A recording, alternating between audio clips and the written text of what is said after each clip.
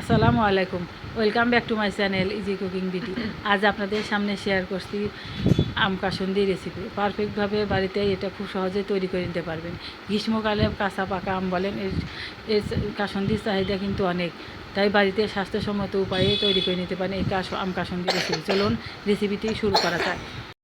আম কাসুন্দির জন্য প্রথমে আমাদের লাগবে একটি কাঁচা আম।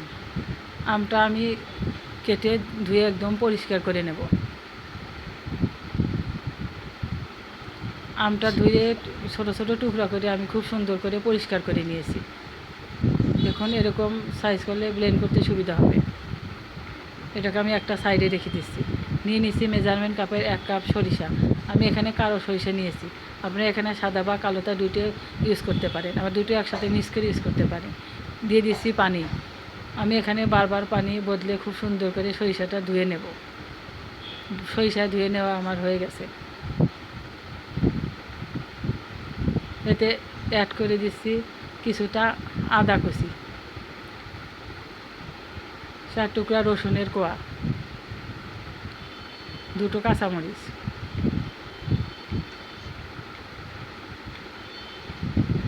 এগুলো আমি এখন একটি মিক্সিং জারে নিয়ে নেব।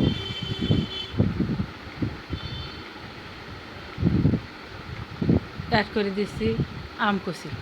যাদের কাছে মিক্সিং নেই তারা পাটাতেও এটা পিষে নিতে পারবেন, কোনো প্রবলেম নেই। এটাকে আমি এখন ব্লেন্ড করে নেব। ব্লেন্ডের সুবিধার জন্য আমি কিছুটা পানি দিয়ে দিচ্ছি। দেখুন ব্লেন্ড করা হয়ে গেছে। আমি উঠিয়ে কিছুটা দেখিয়ে দিচ্ছি, এরকম টেক্সচার আসলেই হয়ে যাবে।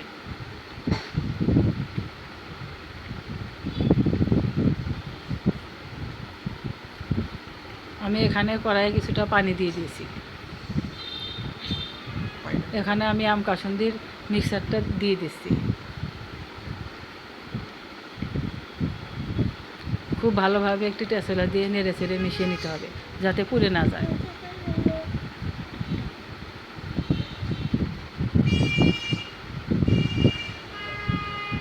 এটা কিন্তু হাই হিটে জাল করে নিতে হবে। দিয়ে দিচ্ছি স্বাদ মতো লবণ, কিছুটা লাল মরিচের গুঁড়া, 1/2 চা চামচ লাল মরিচের গুঁড়া, সামান্য কিছুটা হলুদের গুঁড়া।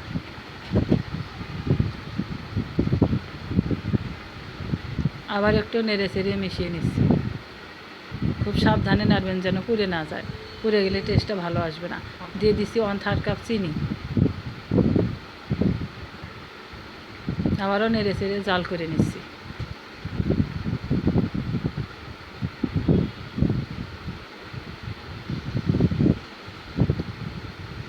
দিয়ে দিচ্ছি 1/3 কাপ সরিষার তেল।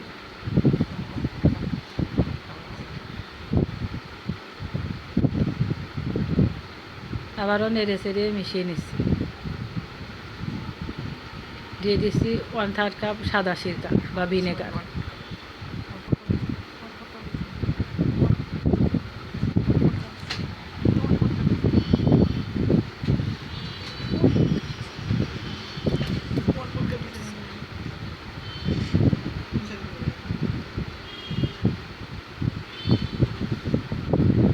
কাসুন্দিটা আমার একদম তৈরি হয়ে গেছে। বেশি ঘন করতে যাবেন না, ঠান্ডা হলে আরও ঘন হয়ে যাবে। এখন আমি একটা বাটিতে এগুলো সার্ভ করে নিচ্ছি। দেখুন কতটা পারফেক্ট হয়েছে আম কাসুন্দি রেসিপি। আপনারা যদি এভাবে বাড়িতে তৈরি করে একবার খান, তাহলে বাইরে থেকে আর কিনে খেলে ওটার মুখে লাগবে না, ওটা আর খেতে পারবেন না। তাই বাইরে থেকে অস্বাস্থ্যকর না কিনে ঘরেতেই ইজিভাবে এটা তৈরি করে নিতে পারবেন। রেসিপিটা ভালো লাগলে লাইক